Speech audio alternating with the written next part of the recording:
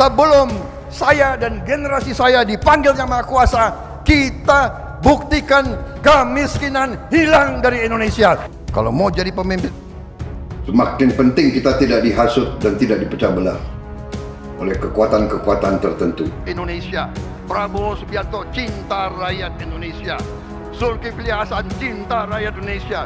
Karma, ya jangan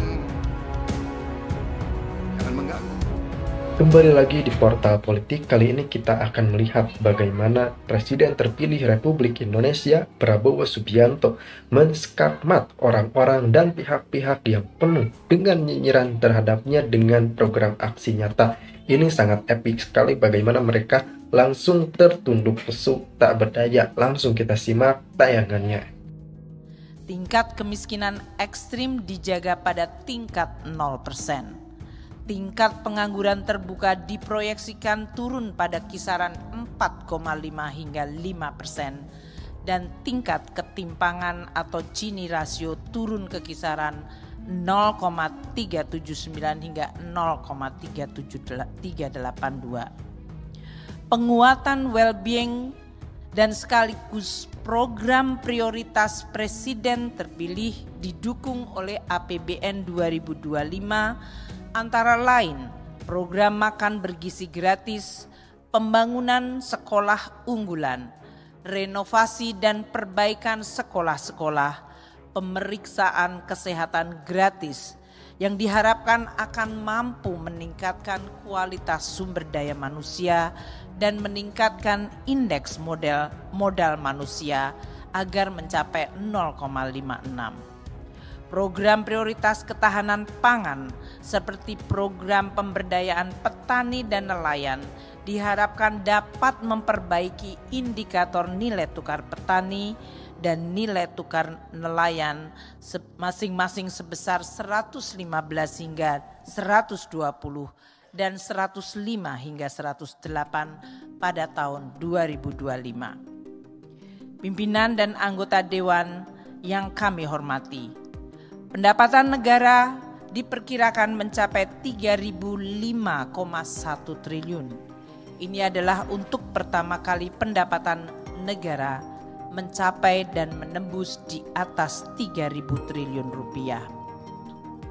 Penerimaan perpajakan diproyeksikan sebesar 2.490,9 triliun rupiah. Penerimaan negara bukan pajak sebesar 513,6 triliun rupiah. Target penerimaan perpajakan 2025 ditopang oleh reformasi perpajakan, perluasan basis pajak, peningkatan kepatuhan wajib pajak, dan dimulainya sistem core tax dan sistem perpajakan yang kompatibel dengan perubahan struktur ekonomi Indonesia dan arah kebijakan perpajakan global. PNBP dicapai dengan reformasi pengelolaan sumber daya alam, optimalisasi dividen BUMN, peningkatan inovasi dan kualitas layanan. Tata kelola PNBP ditingkatkan dengan pemanfaatan teknologi digital dan informasi. PNBP juga sebagai instrumen regulatori untuk mendorong ekonomi, mendukung dunia usaha, serta meningkatkan kualitas layanan kepada masyarakat. Belanja kementerian lembaga tahun 2025 mencapai 1.160,1 triliun rupiah. Kami berterima kasih pada pembahasan Banggar yang telah memasukkan berbagai program prioritas dari pemerintahan baru, baik di bidang pendidikan, kesehatan, perlinsos, ketahanan pangan, infrastruktur, hilirisasi industri, peningkatan investasi, dan pengarus utamaan gender.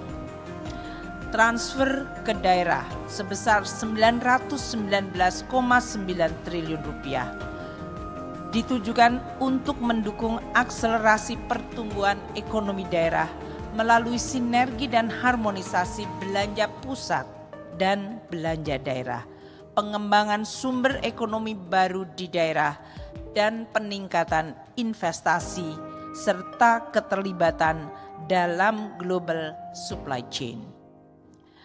Transfer ke daerah didorong untuk memperkuat keuangan daerah dengan peningkatan kualitas belanja produktif, penguatan sinergi pembiayaan inovatif, dan penguatan local taxing power, serta mempercepat konvergensi antar daerah.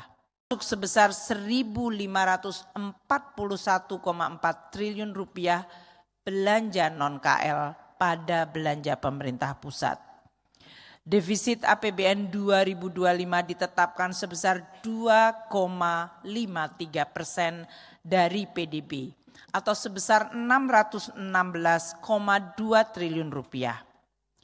Tingkat defisit ini adalah moderat dan aman untuk mengakomodasi periode transisi dengan tetap menjaga sustainabilitas dan kesehatan APBN. Pembiayaan utang sebesar 775,9 triliun dikelola secara hati-hati